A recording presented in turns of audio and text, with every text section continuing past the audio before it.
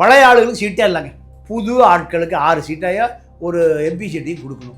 இதற்கான ஒரு முயற்சிக்கு இப்போ வந்துட்டார். பழைய ஆளுக்கு சீட்டே கிடையாதுன்னா திமுக அதுக்குள்ளே தலையிடுது. திமுகவில் இந்த 4 ஆட்களும் போய் எங்களுக்கு சீட்டு இல்லைங்கிறாங்க. இதுக்கு திமுக கொடுத்த தைரியத்தில் முதலமைச்சரை போய் சந்திக்கிறாரு தனியாக. சீட்டு கொடுக்கலைன்னா நாங்கள் கட்சியை உடைத்து விடுவோம், எனக்கு ஒரு பெரிய பதவி கொடுக்கணும்னு கேட்குறோம். இப்போ எஸ் பாலாஜி காணாமல் போயிட்டார். கட்சி விட்டா தொடர்பு போயிட்டார். போராடிச்சு எடுக்கிறதே இல்லை. அவருக்கு 174 வீடு இருக்கு. அவர் தொகுதியில் எவன் பில்டர் கட்டினாலும் ஒரு வீடு வாங்கல, இல்லைன்னா கட்டையை போட்டுருவார். ஒரு 200-300 கோடி சேர்த்துட்டார் ஒரு விஷயத்தில். உங்களோட பழைய தங்க நகைகளை விற்க, அடகு வச்ச தங்க நகைகளை மீட்டு நியாயமான விலைக்கு விற்க இப்பவே GNR கோல்டு ட்ரேடர்ஸ்க்கு கால் பண்ணுங்க. மக்கள் போற்றும் மகத்தான தளபதிக்கு மக்களால் கிடைத்த வெற்றி சின்னம் விசில் சின்னம். இது நம்ம சின்னம். இவன் YBM பாலாஜி, கொளத்தூர் தொகுதி, தமிழக வெற்றி கழகம். திமுக எல்லா தவறுகளையும் அவங்க அக்செப்ட் பண்றாங்கன்னு அர்த்தம் இல்ல. பாஜக வீழ்த்தணும்னா அதுக்கு பொருத்தமான கூட்டணி திமுக தானே இருக்கிறாங்க. இல்ல, பாஜகவை வீழ்த்துறதுனால இவருக்கு என்ன பலன் கிடைச்சது? தலித் அரசியல் மேல வந்துருச்சா, இல்ல தலித் ஒரு 10 சீட்டு எம்எல்ஏ ஆகிட்டாங்களா? கட்சி அங்கீகாரம் வாங்கியிருக்காங்கல்ல இத்தனை வருஷம் போராடி. அப்போ அதுக்காக இத்தனை தலித் இளைஞர்கள் சாகணுமா? 2ஆம் கட்ட தலைவர் IG இன்டெலிஜென்ஸை போய் பார்த்துருக்கார். செந்தில் வேலனை பார்த்து நேராக CM அப்பாயின்மெண்ட் வாங்கி கொடுத்து இவர்களெல்லாம் நேரடியாக முதலமைச்சரோட தொடர்பு இருக்காங்க. தன்னால் வளர்த்தி விடப்பட்டவர்கள் அத்தனை பேரை எங்கே குத்துறான்? முதுகுல குத்துறான். ரிஃப்ளெக்ட் வாய்ஸ் நேயர்களுக்கு வணக்கம். இன்றைய சிறப்பு நேர்காணலில் நாம் சந்திக்கிற சிறப்பு விருந்தினர் மூத்த பத்திரிகையாளர் தமிழா பாண்டியன் அவர்களை வரவேற்று நிகழ்ச்சிக்குள் செல்வோம். வணக்கம். வணக்கம். விடுதலை சிறுத்தைகள் கட்சி திமுக கூட்டணியில் இப்போ இருக்கிறாங்க. பாமக வந்தால் நாங்கள் இந்த கூட்டணியில் தொடர மாட்டோம் அப்படின்னு தொடர்ந்து விடுதலை சிறுத்தைகள் சொல்லிக்கிட்டே இருக்கிறாங்க. இன்னொரு பக்கம் ஏவாவேலு ராமதாஸ் தரப்பில் பேசிகிட்டு இருக்கிற மாதிரியும் செய்திகள் வருது. இப்போ ராமதாஸ் சொல்லிட்டாரு திமுக கூட்டணியில் போகிறதில்ல அப்படின்னு சொல்கிறாரு. ஆனால் விசிகேக்குள்ளே நிறைய குழப்பங்கள் வெளிக்கிற மாதிரி செய்திகள் கசி விடுறதையும் பார்க்க முடியுது. விசிகேக்குள்ளே என்ன தான் நடக்குது? அதாவது விசிகாவை திமுகவின் அடிமைகளாக திமுக நினைக்கிறான். அது என்ன காரணம்னா, இந்த 4 எம்எல்ஏக்கள் ஒரு MP, இவர்கள் மீண்டும் எம்எல்ஏ வரணும்னா திமுக ஆதரவு வேணும். திமுகவை பகைத்து கொள்ளக்கூடாது. ரவிக்குமார் மீண்டும் மீண்டும் வருவதற்கு காரணம், நீங்கள் ஒரு ஸ்டேஜில் திருமாவை மிரட்டுறாரு ரவிக்குமார். இந்த ஒவ்வொரு முறையும் திமுகவில் கூடிய ஒரு அதிகார மையங்கள் இருக்குல்ல, கனிமொழியோ அல்லது ஸ்டாலினோ துரைமுருகனோ இப்படியான நபர்களோடு உறவு வைத்துக்கொண்டு திருமாவை நீங்கள் மிரட்டித்தான் சீட்டை வாங்குறாங்க சார். அம்பேத்கர் விருதுக்கும் ஹிந்து ராமுக்கும் என்ன சம்பந்தம்?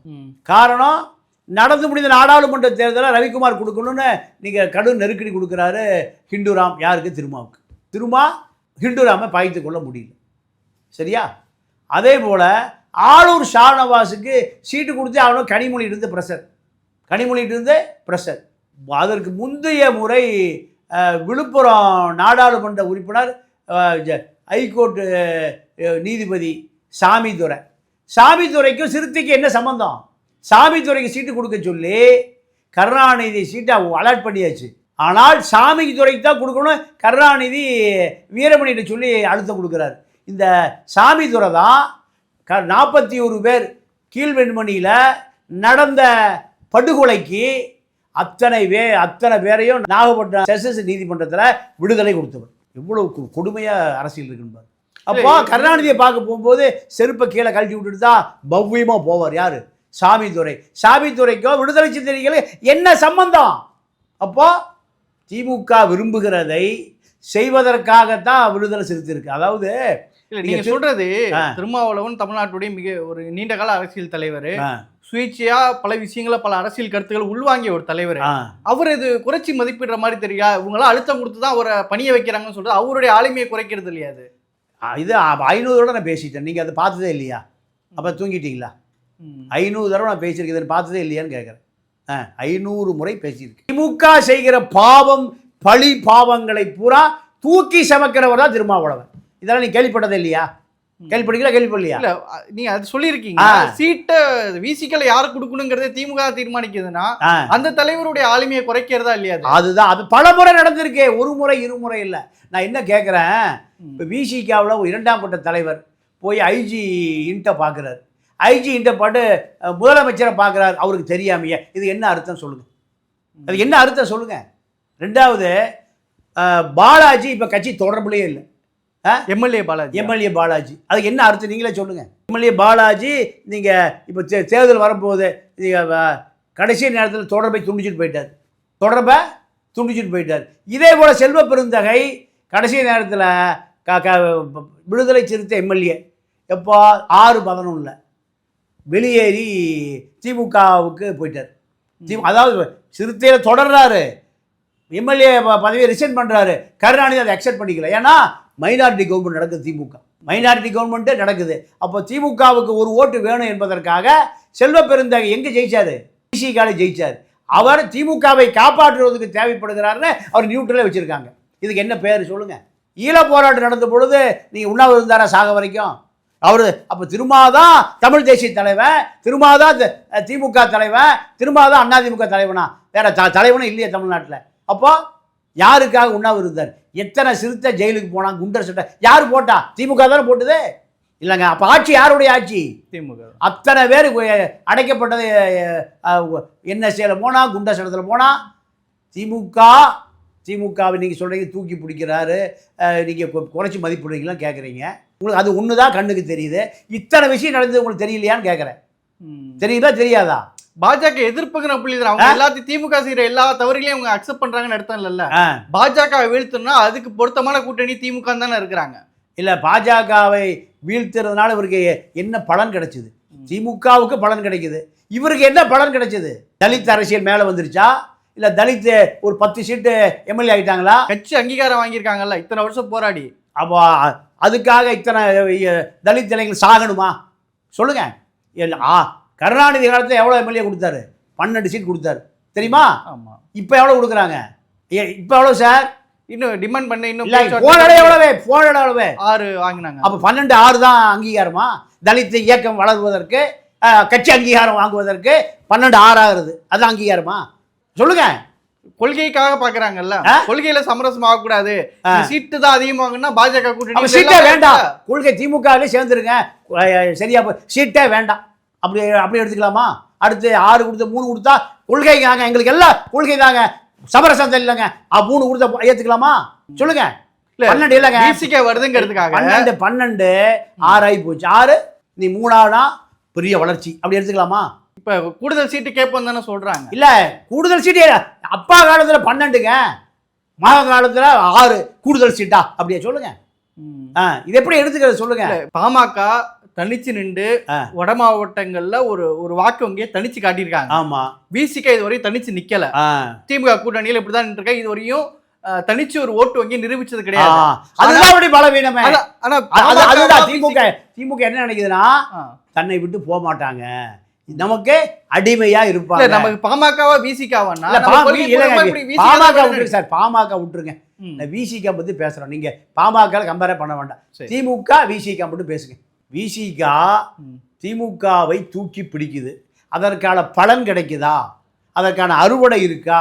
தலித் மக்களுடைய முன்னேற்றம் இருக்கா? சாதி ஒழிஞ்சு போச்சா? சமூக நீதி வளர்ந்துருச்சா? இதுதான் பிரச்சனை. நீங்கள் பாமக, அப்புறம் காக்கா தேக்கா, அப்புறம் மூக்கா, அதெல்லாம் வேண்டாம், இது படி சொல்லுங்க. ஏதாவது நடந்திருக்கான்னு கேட்குறேன். இல்லை, இந்த 4 சட்டமன்ற உறுப்பினர்களும் மீண்டும் எங்களுக்கு சீட்டு கொடுங்கிறான். 4 பேரும் மீண்டும் எங்களுக்கு சீட்டு கொடுங்கன்னு கேட்குறாங்க. சீட்டு கொடுக்கலைன்னா நாங்கள் கட்சியை உடைத்து விடுவோம், தயாராக இருக்காங்க. இப்போ இதுக்கு என்ன அர்த்தம்? இது திமுக பின்னணி இல்லாத நடக்குமா? திமுக பின்னணி இல்லாமல் இது நடக்குமா? நடக்குமா நடக்காதா? இன்னும் எப்படின்னா நடக்குமா நடக்காதா சார்? அவங்க இப்போ வெளியேறன்னு சொல்கிறாங்களா? இல்லை சார், அப்படி ஒரு நாள் நடந்தா திமுக ஆதரவு இல்லாமல் நடக்குமா? சரி சரிதான், நீங்கள் சொல்ல வருது. திமுக பின்னணி இருக்கு. இப்போ பாலாஜி, SS பாலாஜி தொடர்பே இல்லை, இதுக்கு என்ன காரணமாக இருக்கும்? யார் இந்த தைரியம் கொடுத்துருப்பா? திமுக தான். இப்படி எங்கே எடுத்தாலும் திமுக இப்போ என்ன சொல்லுதுன்னா, ராமதாஸை சேர்த்துக்கணும், நீ பேசாம இரு, உனக்கு எது சுயமரியாதை, இதுதானே சண்டை. இப்போ அப்போ அவருக்கு உரிமை இருக்கா இல்லையா? நீங்கள் கேட்குறீங்களே அவரை குறைச்சி மதிப்பிடாதானே. இப்போ ஏங்க ராமதாஸ் நீங்கள் நாங்கள் சேர்த்துக்கிற பொழுது பேசாமல் இருக்கணும். திமுக சொல்லுது. இதானே இப்போ திமுகவுக்கும் விசிகாவுக்குமான பிரச்சனையே. அப்போ திமுக சொல்லுவதையெல்லாம் சிறுத்தை கேட்கணும்னு திமுக நினைத்தால் அதற்கு பேர் என்னன்னு சொல்லுங்க, நீங்களே சொல்லுங்க. கட்சி வளர்ந்துரும், இன்னும் தலித் ஒரு 15 எம்எல்ஏ வந்துருவான் அப்படின்னு எடுத்துக்கலாமா? கொள்கையில் அந்த விஷயம் சமரசம்னா கூட்டணி இருக்க மாட்டேன்னு சொல்றாரு தானே திருமாவளவன். ஆனாலும் இப்போ என்ன நடக்குதுன்னா, இப்படி இவருக்கு இந்த தைரியம் எங்கிருந்து வந்ததுன்னு திமுக வியப்பாகுது. இந்த தைரியம் இவருக்கு எப்படி வந்தது நான் கேட்குறேங்க. பிடபிள்யூ ஹைவேஸில் திமுக கூட்டணி கட்சிகளுக்கு பூரா பல கோடி திருடுறாங்களா? அதிமுகவுக்கு கூட்டணிக்கு பிடபிள்யூ ஹைவேஸு மணல் கான்ட்ராக்டு பணம் போகுது. விடுதலை சிறுத்தையில் எத்தனை எம்எல்ஏக்களுக்கு திமுகவுக்கு நீங்கள் கர்நாடகாவில் ரிசர்வேஷன் படி எங்கே நடக்குது? பிடபிள்யூ ஹைவேஸ் கான்ட்ராக்டு தலித் இயக்கங்கள் கொடுக்கணும்னு கர்நாடகாவில் சட்டமே இருக்குது தெரியுமா? ஆனால் இங்கே பிடபிள்யூ கான்ட்ராக்ட் எத்தனை தலித் கான்ட்ராக்ட் இருக்கான் காமிங்க. எத்தனை ஒடுக்கப்பட்ட மக்கள் ஹைவேஸில் கான்ட்ராக்டாக இருக்கான், எத்தனை இபி கான்ட்ராக்டாக இருக்கான். இதெல்லாம் யாருக்கு கொடுக்கணும்? ஒடுக்கப்பட்ட மக்களுக்கு கொடுக்கணும்னு கர்நாடகாவில் ஒரு சட்டமே இருக்குது. இங்கே அப்படி ஏதாவது ஒரு இருக்கா? எங்கேயாவது ஒரு 10 தலித்து பெரும் முதலாளிகளை உங்களால் உருவாக்க முடியுதா? இல்லை. அப்போ அவன் அடிமையாக இருப்பதற்காகவே பிறந்தவன் நீங்கள் நினைக்கிறீங்களா? இது எப்படி சாத்தியம்? இதுதான் இப்போ அங்கே ஆதவரிச்சனா கேட்டார்ல, ஏடா 3 படத்தில் நடித்தா நீங்கள் முதலமைச்சர், எங்கால் 35-40 வருஷமாக கத்திட்டு இருக்காரையா, ஏன் அந்த பதவிக்கு வரக்கூடாதுன்னு ஆதவரிச்சனா சொல்லும்போது தொண்டை தட்டான் கை. இதுதான் யதார்த்தம். அப்போ அந்த உணர்ச்சி உள்ளுணர்வு யாருக்கு இருக்கு? அடிமட்ட தொண்டருக்கு இருக்கு. இப்போ தொண்டர்களுடைய மனநிலை என்ன இருக்கு? விசிகாவுடைய தொண்டர்களுடைய மனநிலை திமுக கூட்டணியில் தொடரணும்னு நினைக்கிறாங்களா? இப்போ திமுக வந்து ராமதாஸ் உள்ள கொண்டு வந்தே ஆகணும் அப்படின்ற ஒரு நிர்பந்தத்தில் இருக்குதா? இல்லை, ராமதாஸே முடியாதுட்டார். ராமதாஸே முடியாதுட்டார். இப்போ எவ்வளோ சீட்டு டிமாண்ட் பண்ணுறாங்க? விசிகா வந்து 12 சீட்டு கேட்குறாங்க. ஓகே, எவ்வளவு? கொப்பா கொடுத்து 12 சீட்டை கொடுக்குன்னு கேட்குறாங்க. இவங்க பழைய 6 தான் இருந்தாரு, கிளம்புனா கிளம்பு. 6 சீட்டுக்கு மேலே கொடுக்க முடியாது. அப்போது இவர்களுக்கு இப்போ பாஜக பக்கம் அதிமுக பக்கம் போக முடியாது. அங்கே பாஜக இருக்குது. அப்படி இப்போ பாஜக பக்கம் கூட்டணியோ தனித்து நின்னால் நாங்கள் 4 எம்எல்ஏக்கள் ஒரு எம்பி நாங்கள் தனித்து திமுகவில் செட்டில் ஆயிடும். அப்போ என்ன ஆகும்? சிறுத்தை உடையும். இந்த நிலைக்கு திமுகவை உருவாக்குது. இதுதான் இப்போ சிறுத்தைக்குள்ள ஒரு புகைச்சல். சரிங்க. இப்போது விசிகா தரப்பில் 12 சீட்டு கேட்குறாங்க, திமுக 6 தான் தரேன்றாங்கன்னா இப்போ விசிகாவுடைய அடுத்த கட்ட நகர்வு என்ன இருக்கும்? இந்த கூட்டணியை உடைக்கிறதுக்கான முயற்சியை செய்வாங்களா?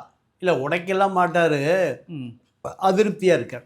இப்போது திமுக இதில் என்ன இப்போ ப்ளே பண்ணுதுன்னா, விசிகாக்குள்ள பழைய ஆட்களுக்கு 4 எம்எல்ஏக்கள் சீட்டு கொடுங்கன்னு ப்ரெஷர் கொடுக்குறாங்க. இதை முடிவு பண்ண வேண்டிய திமுகவா திருமாவா? திருமா தான். அப்போ அதுக்குள்ளே தலையிடுவதற்கு திமுக அதிகாரம் கொடுத்தது யாரு? அப்போது விசிகா எங்கேயும் போகாத வழியே இல்லை, முட்டிச்சந்தில் நிற்கிது. நம்ம விட்டால் வேறு வழி இல்லை. நம்ம கூட 4 ஆட்கள் 5 பேர் இருக்காங்க. யார்? 4 எம்எல்ஏ ஒரு எம்பி இருக்காங்க. இதை திமுக ஒரு பலவீனமாக கருது. இப்போ அவர் என்ன முடிவு பண்ணிட்டாரு? பழைய ஆளுகளுக்கு சீட்டே இல்லைங்க. பழைய ஆட்களுக்கு எம்பி உட்பட சீட்டே கிடையாது. பழைய ஆட்களுக்கு சீட்டே கிடையாதுன்னா திமுக அதுக்குள்ளே தலையிடுது. நீ கொடுத்தா ஆகணும். இப்போ SS பாலாஜி காணாமல் போயிட்டார். கட்சி விட்டா தொடர்பு போயிடுச்சு, எடுக்கிறதே இல்லை. தலைவர் கூப்பிட்டா இப்போ இனி ஆட்சி முடிய போது, காட்சி முடிய போது அவர் எம்எல்ஏ இருக்க வேண்டிய அவசியம் இல்லை. புரியுதா? அவருக்கு 174 வீடு இருக்குது. அவர் தொகுதியில் எவன் பில்டர் கட்டினாலும் ஒரு வீடு வாங்கலை, இல்லைன்னா கட்டையை போட்டுருவார். ஆளுங்கட்சியில் சிஎம்டிஏ போயிடும், எம்எம்டிஏ போயிடும், எல்லாம் போயிடும். அப்போ இதுக்கு திமுக வேணுமில்ல? ஒரு வீடு 1.5 கோடி ரூபாய்க்கு போகுமா? இதுவரை 5 ஆண்டுகளில் அவர் பகுதிக்குள்ள 174 வீடு, அதாவது பில்டிங் கன்ஸ்ட்ரக்ஷன் 50 வீடு 100 வீடு கட்டுவான்ல, அதில் இவருக்கு ஒரு வீடு கொடுத்துடணும். இப்படி 174 × 1.5 கோடி எத்தனை கோடி ஆச்சு? ஒரு 250-300 கோடி சேர்த்துட்டார் ஒரு விஷயத்தில். இதுக்கு எது தேவைப்படுது? எம்எல்ஏ தேவைப்படுது. அப்போது இது சரிப்பா, அந்த ஏரியாவில் எத்தனை சிறுத்தைக்கு வீடு வாங்கி கொடுத்துருக்கேன், எத்தனை சிறுத்தைக்கு கார் வாங்கி கொடுத்துருக்கேன் கட்சி வேலை பார்க்குறதுக்கு, எத்தனை சிறுத்தை நீங்கள் வசதியாக இருக்கான் பட்டியலை கொடுங்க. அதான கட்சி வளர்க்குறது. அதுதாங்க அரசியல் பண்ணுறதுக்கு. அவள் உயிரோடு தான் அரசியல் பண்ண முடியும். எத்தனை பேரை நீ அந்த ஏரியாவுக்குள்ள சோளிங்கரில் எத்தனை பிடபிள்யூ கான்ட்ராக்டு, எத்தனை டிச்சு கட்டினவன், வாய்க்கா பாதிச்சவன் எத்தனை பேர் இருக்கான் காமி? அதிமுக திமுக கட்சி அதுதானே இருக்குது. ஏன் பேரூராட்சி தலைவராக வர்றான்? முனிசிபாலிட்டி வருமானம், பேரூராட்சி வருமானம், கார்பரேஷன் வருமானம் எல்லாம் எடுத்துகிட்டு போயிடுவான். எடுத்துகிட்டு போய் அவவசதி ஆயிடுவான், கட்சியை காப்பாற்றுவான். இப்படி எஸ்எஸ் பாலாஜி தொகுதியில் எத்தனை தலித் கான்ட்ராக்டர்கள், ஊராட்சி தலைவர், பேரூராட்சி தலைவர், நீங்கள் பைப்பு கட்டியிருக்கான், டிச்சு போட்டிருக்கான், குழாய் பதிச்சிருக்கான், சாக்கடை கட்டியிருக்கான், எப்படியோ 25% கமிஷன் கிடைக்கும்ல. இப்படியே இல்லை. சரி, ரவிக்குமாருடைய நாடாளுமன்ற தொகுதி 6 சட்டமன்ற தொகுதி வருது. அதுக்குள்ள எத்தனை தலித் இளைஞர்கள் ஒப்பந்தக்காரனா வந்திருக்கான். திமுக அவ்வளோ பேர் இருக்கான்ல, அதிமுக அவ்வளோ பேர் இருக்கான்ல. அதான் அரசியல். டாஸ்மார்க்கு விடுங்க, எத்தனை பேர் மணல் கான்ட்ராக்ட். இப்படி ஒருத்தனுமே எங்கே இல்லை. ரவிக்குமார் தொகுதியிலும் இல்லை, இது ஆளூர் ஷானவாஸ் தொகுதியிலும் இல்லை, சிந்தனை செல்வன் தொகுதியிலும் இல்லை, பனையூர் பாபு தொகுதியிலும் இல்லை. அப்போ இவர்களை மட்டும் வளப்படுத்திக் கொள்வதற்காக சிறுத்தை இருக்கு.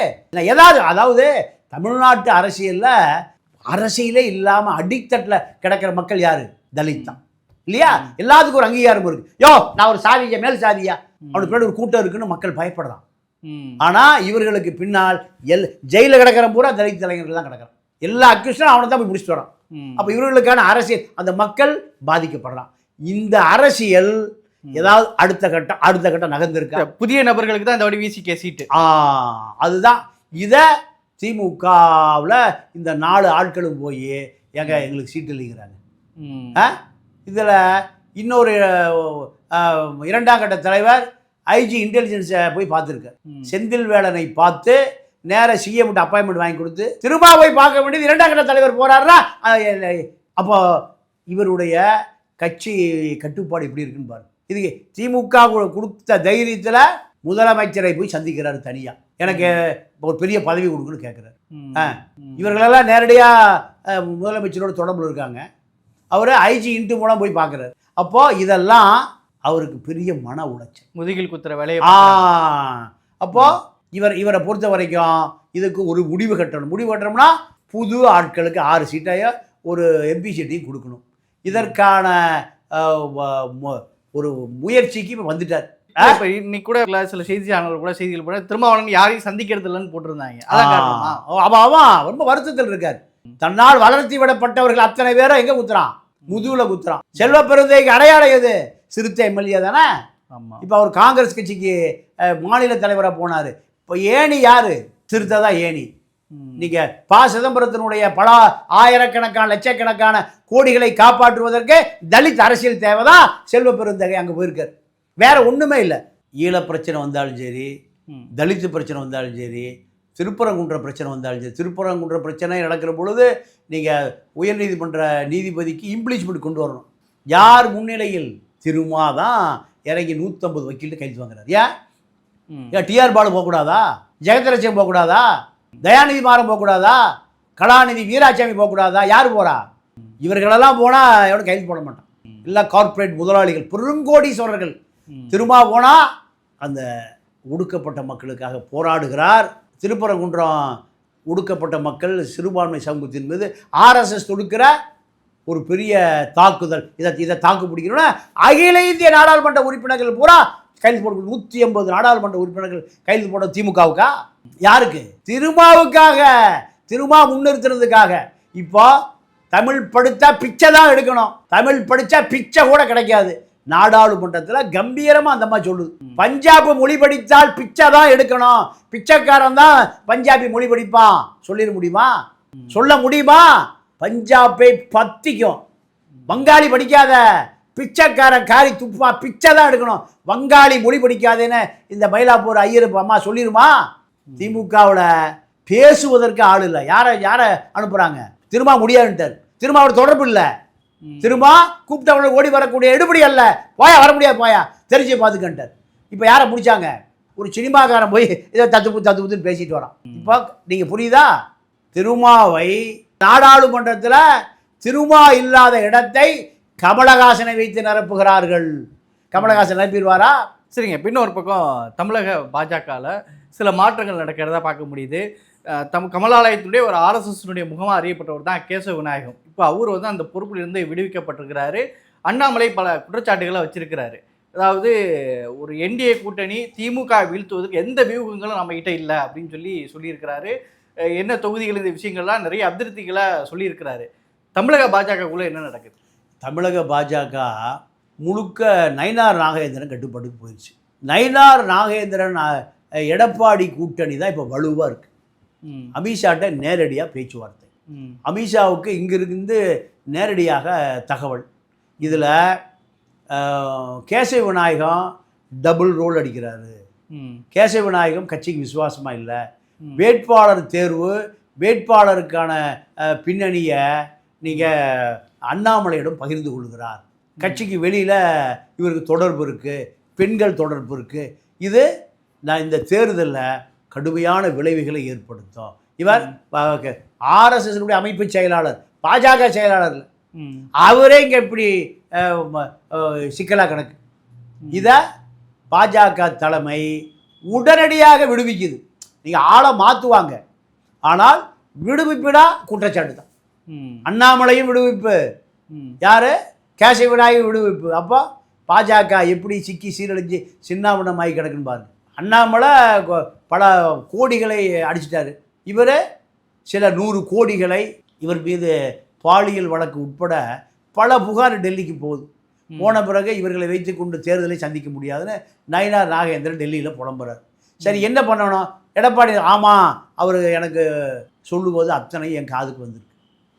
இவர்களை வெளியே தூக்கி போட்டால் தான் நான் நிம்மதியாக கட்சி வேலை பார்க்க முடியும். வேட்பாளர்களை குழப்புகிற வேலையை, வேட்பாளர்களை நீங்கள் ஸ்திரத்தன்மை இல்லாமல் வேறொரு வேட்பாளரை அந்த தொகுதியில் முன்னிறுத்துவது, இப்படி பல குளறுபடிகள் நடக்கும். இந்த குளறுபடிகள் எல்லாம் அண்ணாமலைக்கு ஆதரவாக கேசவ விநாயகம் 2 பேரும் தங்களுடைய கட்டுப்பாட்டை வச்சு, பாஜக தன்னுடைய கட்டுப்பாடு இருந்தது, இப்போ நயினார் நாகேந்திரன் எடப்பாடி கட்டுப்பாட்டுக்கு போயிடுச்சு.